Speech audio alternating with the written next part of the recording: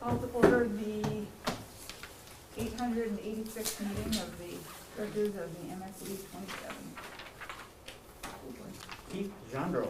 Here. Kurt Susi. Here. Jacob Terrio. In Zoom land. Here. Barry Ouellette. Here. Gary Sibley is not here. Sarah Ashley. Yeah.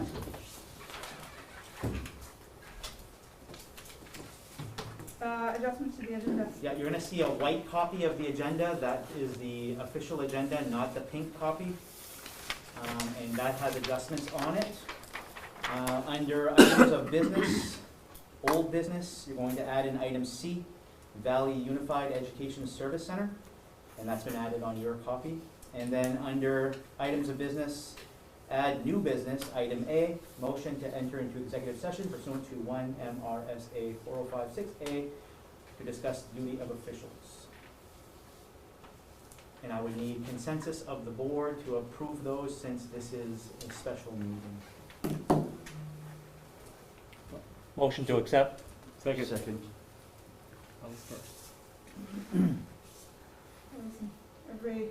All those in favor? We're doing it? So we're doing it.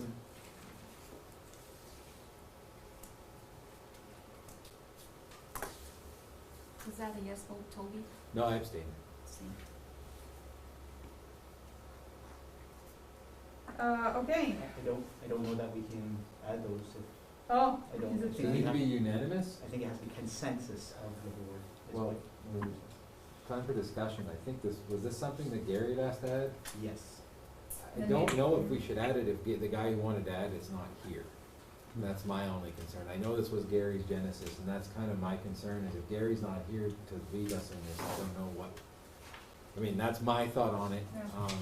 I just found out Gary's not coming, Me too. that makes sense, so actually. I don't think we should amend it, I mean, for what it's worth. You guys' thoughts? What? I don't even know what it's about. Well, When's our next meeting? You have a regular scheduled meeting the 21st, so not next Monday, the Monday after. The same night as the Valley Unified? Valley Unified is next Monday, correct? The 21st is 21st. Unified. Next 21st. Monday is the 21st? Oh, then the 28th. Sorry about that. So is there anything that cannot wait until then? Let me double check on that. These are, I have no idea what these, well, I have a general idea of what these items are, but it was added at the request of the chairman.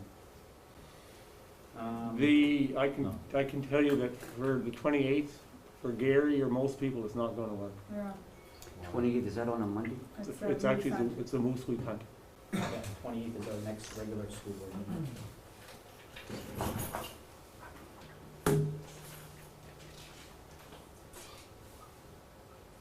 Well, we have a motion on the table to adjust the agenda.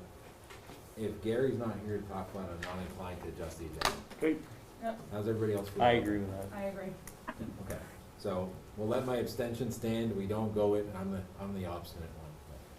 We Thank can you. let the vote go as it did, and it'll get us where we need to be. So we'll stay with the regular agenda. Yep. Okay. Public participation, that's good. No, nothing on here, anybody?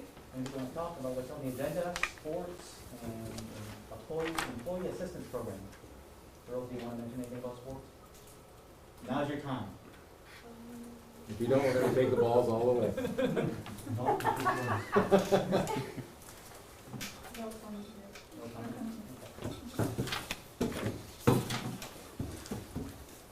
comment? So, last week I presented to you what I suspected would be the revised guidance on fall sports. As suspected, the proposal is to follow the community sports guidelines.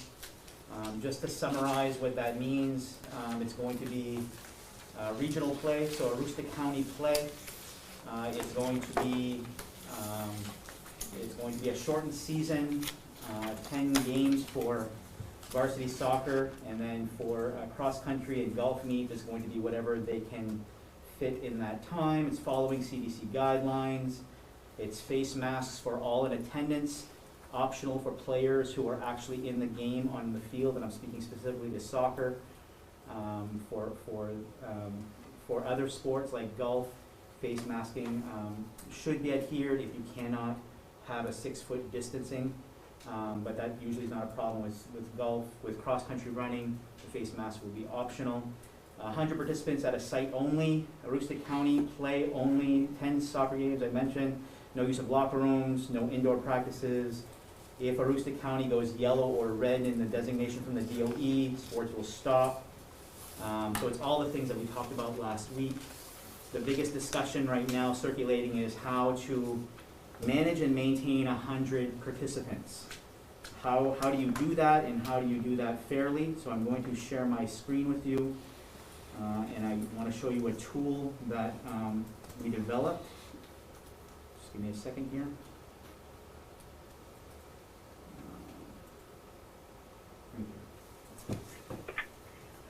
So here's a tool that Mr. Morgan is going to use in order to help determine how many participants we have at a game. For the sake of argument, let's say we're playing Caribou. This is our girls team. And let me enlarge this a little bit. The opponent, Caribou, is going to be coming here, and we find out 24 hours in advance that they have 21 players, 2 coaches, and a manager. That's 24, right? We plug it in. Our home players, just on the roster, let's say for the sake of argument, we have 18. Managers, we have 2. Coaches, we have 2. On-site administrators, we might have Mr. Warnkin and one of the principals, so that's 2. We're probably going to have a nurse on site. Usually we have 4 ball runners. Maybe we'll change that based on what happens with these numbers. We have someone running the clock, somebody announcing, somebody live streaming, so that's 3. Referees, they may assign 2 or 3, but they opt to assign 3 in big games. So what that would do with the numbers, oops, let me go back here, is if we were to give each player on our team 2 tickets, so our home players have 18, and we give them 2 tickets, we're going to call it the parent tickets, but the player can give it to whomever they want. That would only give us 5 extra tickets for the 100 capacity in that venue. So you can see how quickly 100 is claimed really, really quick. Some of the teams were arguing about why only 2 for family members. Well, I can't give a third. You know, in this scenario, maybe if we're playing a very small team who only has 10 players, maybe that would happen. But our thoughts about this, and speaking with Mr. Warnkin today, if we do have extra tickets, perhaps that is left to the discretion of the high school administration, where they make an announcement the morning of the game, offer staff or senior students first dibs on extra tickets, and then we proceed that way. And our vision is to have a very obvious, colorful badge. We thought about a lanyard originally, but with disinfecting and all those things, and lanyards being cloth, we thought maybe a badge that shows that they have game admittance, and only those with the badge would be allowed at the venue at that time. It's going to be very difficult to manage. We have a lot of questions remaining about what if people stay in cars? Is that count towards the 100? So I know Mr. Warnkin is going to an AD meeting tomorrow. They're going to talk a little bit more about that. The problem with that is if anyone leaves their car, they now add to the 100. So it's going to be managing how we do that. We do know that we're only going to allow home fans. So the parent tickets and the extras are only going to be given to home fans, and the same thing will be away. When we're playing Caribou away, we will not have any tickets to watch that game. So we will be looking for live stream services. I do believe that Mr. Morgan has already talked to Channel 4 about those services where we can live stream all of those games. It's only 10 games. It's only 5 home, and it's only 5 away. So that is how we're proceeding right now, in addition to all of the guidelines that I shared with you last week, face masking and sanitizing and all of those things. And we would follow the same procedures with middle school. So middle school and varsity would both be moving forward with your approval for soccer, golf, and Cross-country running is what we offer in the fall. Middle school level, Mr. Morgan, we don't offer golf. Correct. And middle school would not be Webster. Correct. Just the varsity games would be live streamed. Is there no JV? We're not sure about numbers. There may be potential for our girls soccer team to have JV. Mr. Morgan's going to speak with some of the larger schools, which would be Caribou, Presque Isle, and possibly Holton, might be the only teams carrying JV. We do have boys and girls. We do have boys and girls. Yeah. Thank you, Mr. Morgan. Yeah. So Ben, is this the thing we talked about last time where we played in the county? Just the county. Yep. I'm fine with this. I think that these rules are pretty strict. And they even have an answer if something goes wrong. Mhm. So I would like to make a motion if I could, that we follow these guidelines for fall sports. Second. I only have one question. I just want a point of clarification. It says that in terms of face covering, okay, it talks about coaches, staff, spectators. For the players on the team, it's optional if they choose to use it. Only when they're on the field. So On the when they bench, they come, have when to. they come to the bench, they've got to wear a mask. Correct. All right. And they have to be socially distanced 6 feet on the bench. Okay. So we're thinking about moving our bleachers to the other side, and the players will actually sit on the bleachers.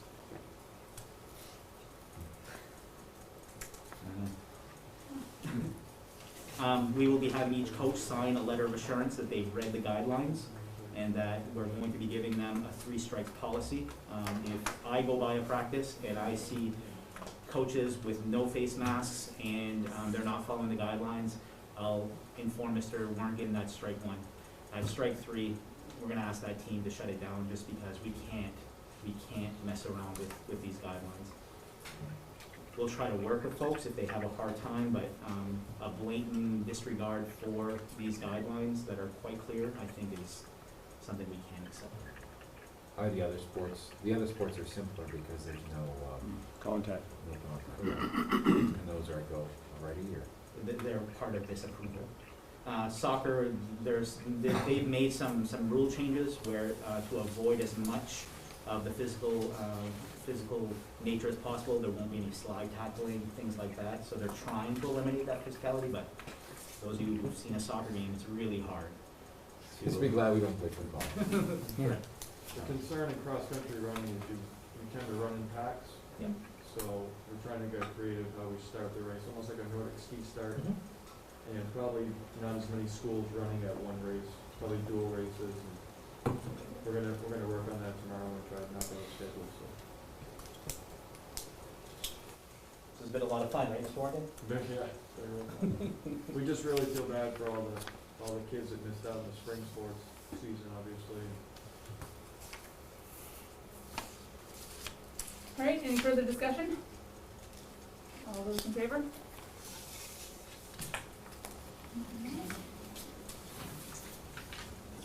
The employee assistance program. And, yeah, and I apologize that you did not have that when the meeting materials were sent last week. I did have it, I just forgot to attach it. So this is what we were talking to you about earlier regarding our employees accessing an employee assistance program.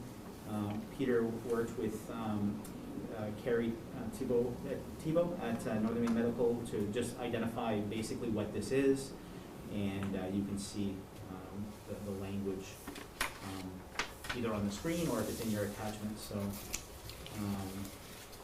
it's essentially just giving the contact information to Northern Maine Medical Center, explaining that there will be a service fee and a copay of $25 depending on their insurance, and then we'll cap it at a total of 4 visits covered by the contractor.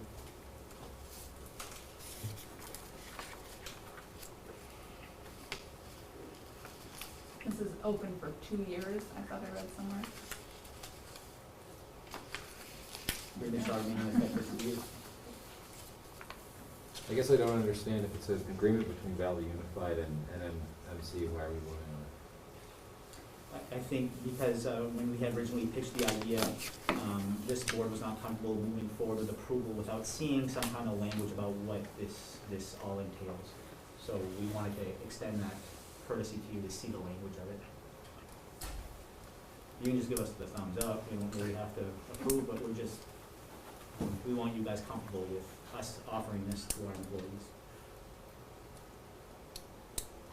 I mean, for me, it's the same, it's the issue I have anytime we're reviewing something the first time when we're voting on it. I don't vote in favor of it.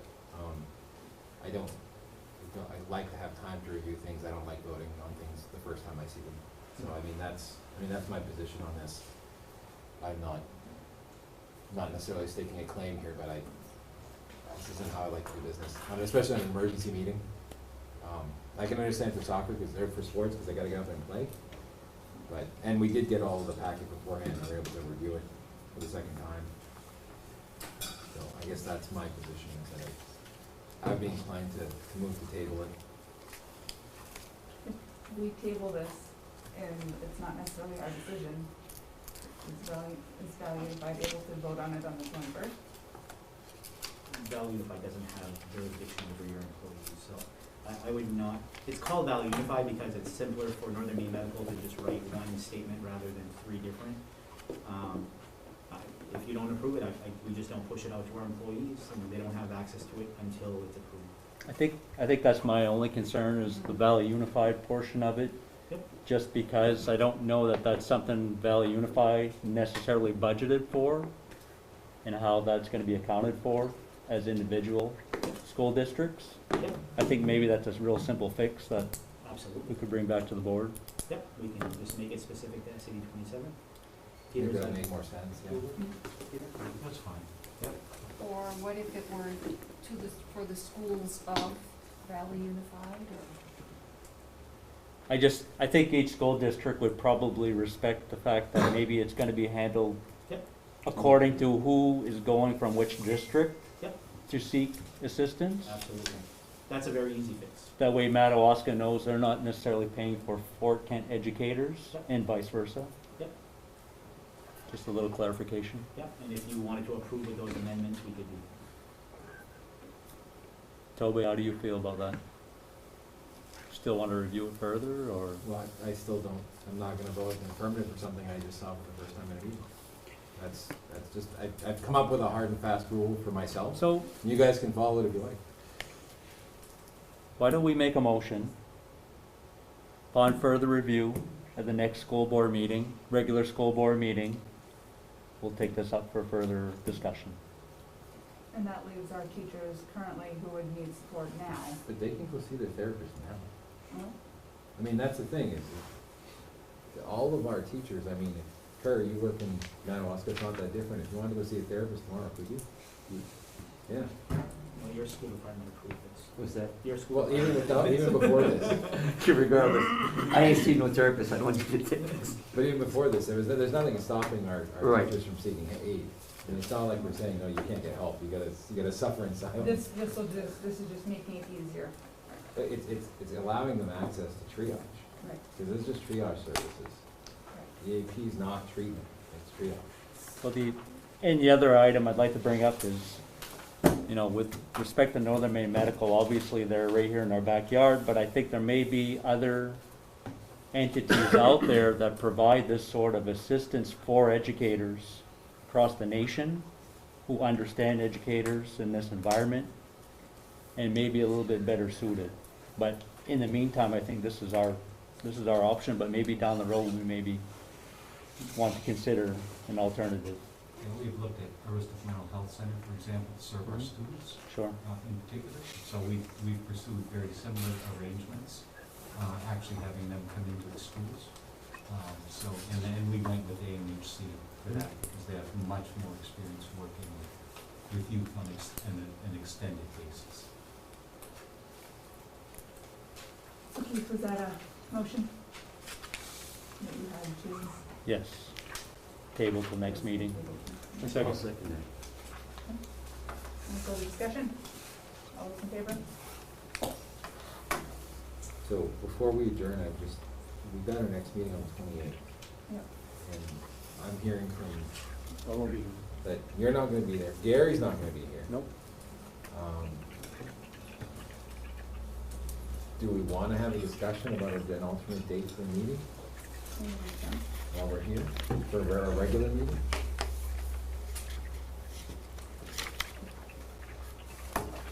Makes sense to me, yes. Yeah. Jake?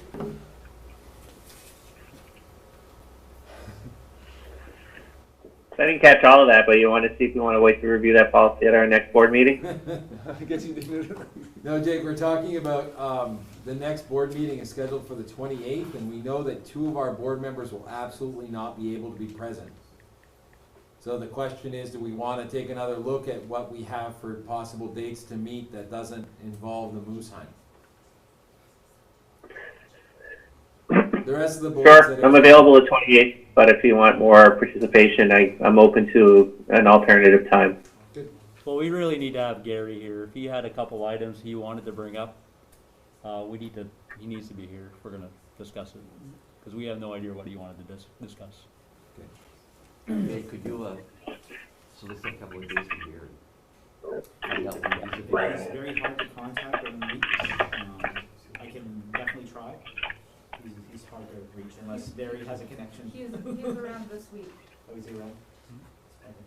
just not right now. I mean, could we reschedule? The following week is a week between moose hunts, so maybe, if- Well, we really need to have the board chair here. Yeah. right, That's what it boils down So to. you're thinking the week of the 5th, or do we want to try to back it up to sometime during the week of the 21st? As long as, how much notice do we need to give, Ben? 10 days. No, it's 5 days' notice, but it's just about managing all these board meetings, so Yeah, no, I know you've got a bunch of them to go to. yep, the week of the 5th, the only day is the 5th that doesn't work, if you look at that week. The 6th is open, 7th is open, 8th is open, if you wanna meet on Friday, that's fine. the only day you couldn't do is the 5th? Yeah, we have a 33 board meeting the 5th, Okay. but that's the regular meeting. When's, the 5th, is that, That's a Monday. that's on a Remember, it Monday? doesn't make any difference to me. The week of the 5th, any day is fine by me. So we do the 6th? Okay. Does that work for everybody else? The 5th? The 6th, Oh, The wait, 6th, which is on Tuesday Tuesday. the 6th. I may be out, hold Can we do it on Wednesday? on. No, maybe the end of that week, and let me just check. I think Gary also said that 4 o'clock meetings are very difficult, so he suggested go back to 6 p.m. It's difficult for me. What date? Yeah, 4 o'clock, you said. 4 o'clock? 4 o'clocks are difficult for me. Okay. Why don't we just do an email with Gary on board and just chat about the next date? As long as we got at least 5 days, we can move it, right? So let's do an email, and by then I'll have caught up with my schedule. There's something I noticed in there, but I don't see it. Okay, So I think I'm gonna have to check with the office and make sure it makes it to my electronic. I'll send something out. Okay. Makes sense? Okay, motion to adjourn? So move. Second.